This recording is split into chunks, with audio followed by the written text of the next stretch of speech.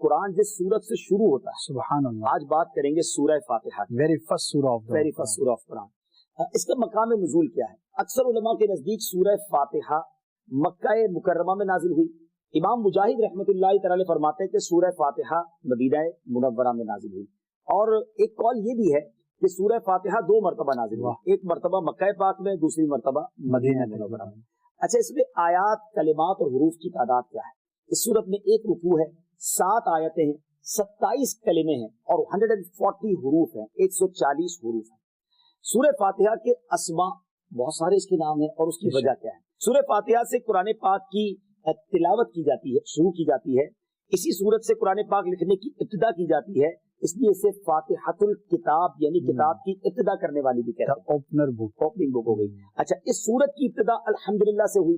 اسی مناسبت سے اسے سورہ حمد یعنی وہ سورت جس میں اللہ تعالیٰ کی حمد بیان کی گئی یہ بھی کہتے ہیں. سورہ فاتحہ قرآن پاک کی اصل ہے، اس بنا پر اسے ام القرآن اور ام الکتاب بھی کہتے ہیں. کیا بات ہے. اور آگے چلتے ہیں. یہ سورت نماز کی ہر رکعت میں پڑھی جاتی ہے اور یہ سورت 2 مرتبہ نازل ہوئی ہے. اس وجہ سے اسے السبع المثانی یعنی بار بار پڑھی جانے والی یا ایک سے زائد مرتبہ نازل ہونے والی 7 آیتیں کہا جاتا ہے. اچھا، دین کے بنیادی امور کا جامع ہونے کی وجہ سے سورہ فاتحہ کو سورہ کنز، سورہ وافیہ، سورۃ الکافیہ بھی کہتے ہیں. اچھا، شفا کا باعث ہونے کی وجہ سے اس سورت کو سورۃ الشفا اور سورۃ الشافیہ بھی کہتے ہیں. اچھا، دعا پر مشتمل ہونے کی وجہ سے سورۃ الدعاء، سورۃ السؤال، سورۃ المناجات بھی سے. کتنے نام ہیں سورت کے اور اتنی مختصر سورت ہے.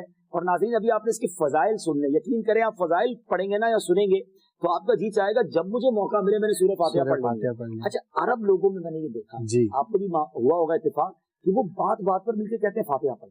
تو فاتحہ دعا میں بار بار پڑھنا اور کسی نیت کے ساتھ پڑھنا، سبحان اللہ، یہ بڑا اچھا معمول ہے. اب میں 1-2 حدیثیں بھی سنا دیتا ہوں تاکہ مزید سورہ فاتحہ کے فضائل، بلیسنگز پتہ چل جائیں. پہلی حدیث بخاری شریف کی. سبحان اللہ. حضرت ابو سعید بن معلہ رضی اللہ عنہ فرماتے ہیں، میں نماز پڑھ رہا تھا تو مجھے نبی پاک علیہ الصلوۃ والسلام نے بلایا لیکن میں نے جواب نہ دیا. جب نماز سے فارغ ہو کر پیارے آقا علیہ الصلوۃ والسلام کی خدمت میں حاضر ہوا تو میں نے عرض کی، یا رسول اللہ صلی اللہ علیہ وسلم، میں نماز پڑھ رہا ہوں. پیارے آقا علیہ الصلوۃ والسلام نے فرمایا، کیا اللہ تعالیٰ نے یہ نہیں فرمایا استجیبوا للہ وللرسول اذا دعاکم، اللہ اور اس کے رسول کی بارگاہ میں حاضر ہو جاؤ جب وہ تمہیں بلائیں. پھر ارشاد فرمایا، کیا میں تمہیں تمہارے مسجد سے نکلنے سے پہلے قرآن کریم کی سب سے عظیم سورت نہ سکھا دوں؟ سب سے عظیم سورت. پھر آپ علیہ الصلوۃ والسلام نے میرا ہاتھ پکڑ لیا. جب ہم نے نکلنے کا ارادہ کیا تو میں نے عرض کی، حضور آپ نے کچھ فرمایا تھا تو کہ میں ضرور تمہیں قرآن مجید کی سب سے عظمت والی سورت سکھاؤں گا. تو نبی پاک نے فرمایا وہ سورت الحمدللہ رب العالمین ہے، یہی 7 مثانی اور قرآن عظیم ہے جو مجھے عطا فرمائی.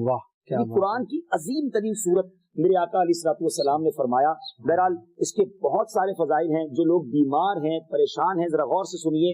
نبی پاک فرماتے ہیں کہ سورہ فاتحہ ہر مرض کے لیے شفا. اب سورہ فاتحہ پڑھ کے کسی مریض پہ دم کر دیں، اپنے اوپر دم کر دیں، مریض خود پڑھ لے، پانی پہ دم کر کے پی لیں تو انشاءاللہ امراض سے اس میں شفا ہے. ٹاپکس بہت سارے ہیں اس کے، 1-2 عرض کر دیتا ہوں. اس سورت میں اللہ تعالیٰ کی حمد و ثنا کا بیان ہے، اللہ تعالیٰ کے رب ہونے، اس کے رحمان الرحیم ہونے، نیز مخلوق کے مرنے کے بعد دوبارہ زندہ کیے جانے اور قیامت کے دن ان کے اعمال کی جزا ملنے کا ذکر ہے. صرف اللہ تعالیٰ کے عبادت کے مستحق ہونے اور اسی کے حقیقی مددگار ہونے کا تذکرہ. تو ماشاءاللہ سورہ فاتحہ کی کیا بات ہے. میں بھی نیت کروں اور آپ بھی نیت کریں کہ جب جب موقع ملے گا، میرا خیال ہے 2 منٹ لگتے ہیں بالکل فاتحہ پڑھنے میں، آسانی سے پڑھ سکتے ہیں، یاد بھی ہوتی ہے، بچے کو یاد ہوتی ہے، تو کیوں نہ اس کا ورد کرتے رہیں. سبحان اللہ. مجھے اپنی اور ساری دنیا کے لوگوں کی اصلاح کی کوشش کرنی ہے انشاءاللہ عز و جل. حدیث قدسی ہے کہ جب میں اپنے کسی بندے کے بدن یا اس کے مال یا اس کی اولاد کی طرف کوئی سختی بھیجوں پھر وہ صبر جمیل کے ساتھ اس کا استقبال کرے تو قیامت کے دن مجھے اس سے حیا آئے گی کہ میں اس کے لیے میزان قائم کروں یا اس کا نامہ اعمال کھولوں.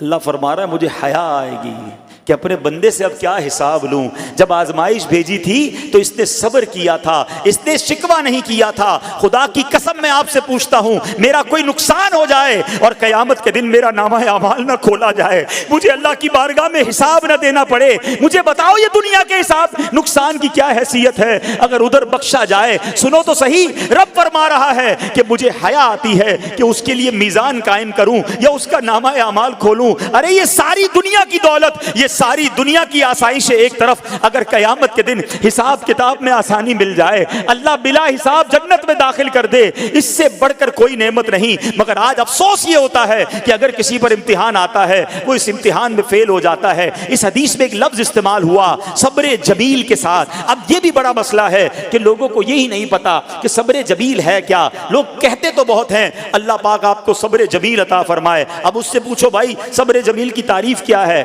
تو پھر تعریف نہیں پتا ہوتی. یہ کسی جمیل بھائی کا صبر نہیں ہے کہ جس کو صبر جمیل کہا جاتا ہے. صبر جمیل کی تعریف سمجھو.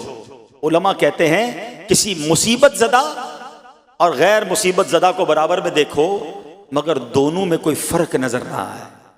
یعنی چہرہ بھی نہ بتائے کہ وہ کسی مشکل میں ہے, اس کی عادتیں بھی نہ بتائیں کہ وہ کسی پرابلم میں ہے, یعنی اس کو دیکھ کر پتہ ہی نہ چلے کہ وہ بڑی مشکل میں ہے. فرمایا یہ ہے صبر جمیل. مگر آج ہمارا حال یہ ہے, ہمارا چہرہ بتا دیتا ہے بھائی خیر تو ہے, بڑی ٹینشن میں ہو, ہاں یار کیا کروں بس موبائل ٹوٹ گیا, ارے بھائی بڑی چہرے پہ بڑی ہوائیاں اڑ رہی ہیں, بس کیا کروں جناب آج 5,000 روپے کھو گئے. 5,000 روپے کھو جائیں, چھوٹا سا نقصان ہو جائے, ہمارا چہرہ بتا دیتا ہے کہ ہمارے ساتھ کوئی معاملہ ہوا ہے. صبر جمیل یہ ہے کہ دیکھ کر کوئی پہچان ہی نہ سکے کہ یہ بندہ کتنی مشکل میں ہے, چاہے اندر کتنی تکلیف میں ہو, دنیا والوں کو نہ بتائے کیونکہ وہ رب کا بندہ ہے, وہ اللہ کی بارگاہ میں فریاد کرے. یہ صبر جمیل ہے اور اللہ اسے ہم سب کو نصیب فرمائے.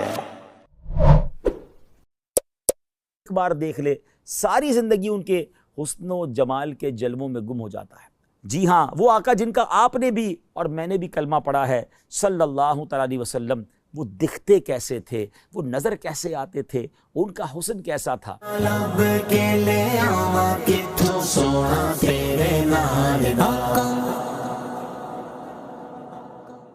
پیارے پیارے اسلامی بھائیوں اور مدنی چینل کے ناظرین, آپ نے آج تک بڑے حسین لوگوں کے تذکرے سنے ہوں گے یا انہیں دیکھا ہوگا.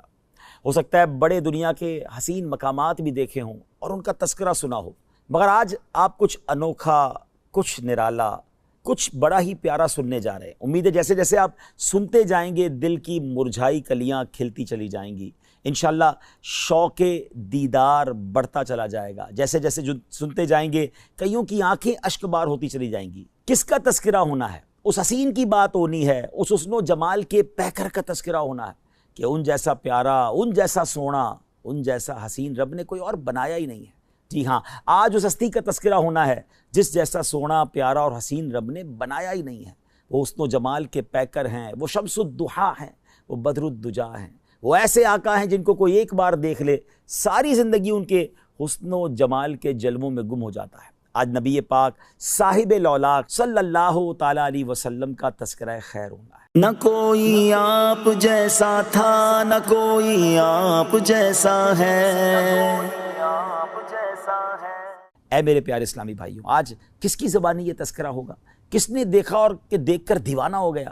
میرے آقا علیہ الصلوۃ والسلام کا حسن وہ ہے کہ جب سیدنا حسان بن ثابت رضی اللہ تعالیٰ عنہ نے دیکھا تو بے ساختہ پکار اٹھے, وَأَحْسَنُ مِنْكَ لَمْ تَرَ قَطُّ عَيْنِي وَأَجْمَلُ مِنْكَ لَمْ تَلِدِ النِّسَاءُ خُلِقْتَ مُبَرَّأً مِنْ كُلِّ عَيْبٍ كَأَنَّكَ قَدْ خُلِقْتَ كَمَا تَشَاءُ. نبی پاک علیہ الصلوۃ والسلام کی ذات وہ ہے, جب ان کے حسن و جمال میں گم ہو کر مولانا جامی رحمۃ اللہ تعالیٰ علیہ نے قلم اٹھایا تو کمال کیا. اور آپ لکھتے ہیں, ہر کس کے لبے لالے ترا دیدہ بدل گفت, حقا کے چے خوشکندہ عقیق یمنی را. وہ آقا ہیں کہ جب امام عشق و محبت اعلیٰ حضرت فاضل بریلوی رحمۃ اللہ تعالیٰ علیہ نے آپ کے چہرہ انور کے تصور میں گم ہوئے تو کیا لکھتے ہیں, خامہ قدرت کا حسن دستکاری واہ واہ, کیا ہی تصویر اپنے پیارے کی سنواری واہ واہ. کہیں لکھتے ہیں, کاف گے سوہا دہن یا ابرو آنکھیں عین صاد, کاف ہا یا عین صاد, ان کا ہے چہرہ نور کا.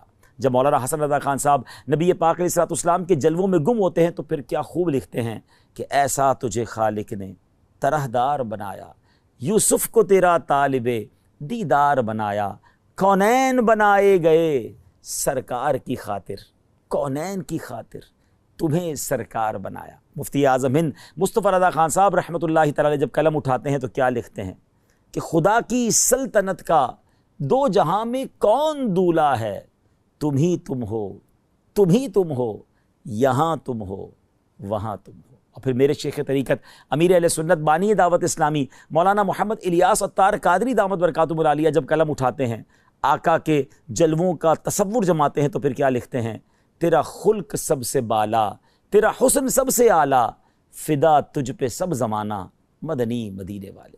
پیارے اسلامی بھائیوں، آج اس ہستی کا تذکرہ کرنا ہے جس کا سارا عالم پروانہ ہے۔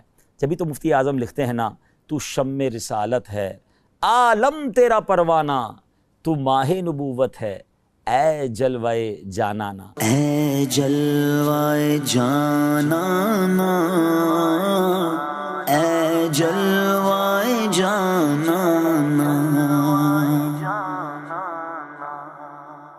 آئیے اس جلوائے جانانا کا تذکرہ سنتے ہیں، اور کس کی زبانی؟ جی ہاں، اس ہستی کی کہ جس نے ایک بار دیدار کیا، پھر جن الفاظ کے ساتھ تعارف پیش کیا۔ آج بھی سیرت کی کتابوں میں گویا سنہرے حروف میں وہ الفاظ لکھے جاتے ہیں، پڑھے جاتے ہیں۔ اگر آج واقعی آپ جاننا چاہتے ہیں کہ وہ آقا، جی ہاں وہ آقا جن کا آپ نے بھی اور میں نے بھی کلمہ پڑھا ہے صلی اللہ تعالیٰ علیہ وسلم، وہ دکھتے کیسے تھے، وہ نظر کیسے آتے تھے، ان کا حسن کیسا تھا، تو آئیے اب تیار ہو جائیے، تصور میں گم ہو جائیے۔ پیکر حسن و جمال رسول بے مثال بی بی آمنہ کے لال صلی اللہ علیہ وسلم کا رخ زیبا کیسا تھا، سنتے ہیں سیدتنا ام معبد رضی اللہ تعالی عنہا کی زبان میں۔ ہجرت کا سفر ہے، نبی پاک علیہ الصلوۃ والسلام سیدنا ابو بکر صدیق رضی اللہ تعالیٰ عنہ کے ساتھ سفر پر رواں دواں ہیں۔ راستے میں وادی قدید کا مقام آتا ہے، ایک ضعیف خاتون ہے جو اپنے خیموں میں بیٹھا کرتی ہیں، آنے جانے والے مسافروں کو کچھ کھانے پینے کا سامان فروخت کیا کرتی ہیں۔ پیارے آقا علیہ الصلوۃ والسلام بھی اس خیمے پر پہنچتے ہیں، کچھ رقم دے کر کچھ کھانے پینے کا سامان خریدنا چاہتے ہیں۔ ان کے پاس کچھ نہ تھا، معذرت کر لی۔ نبی پاک علیہ الصلوۃ والسلام نے ان کے خیمے میں ایک بکری دیکھی جو بڑی لاغر تھی، اس کے تھن بھی سوکھے ہوئے تھے۔ میرے آقا علیہ الصلوۃ والسلام نے اجازت طلب کی کہ اگر آپ اجازت دیں تو اس بکری سے ہم کچھ دودھ نکال لیں۔ ام معبد یہ جانتے ہوئے کہ اس بکری نے دودھ نہیں دینا، پھر بھی اجازت دے دی۔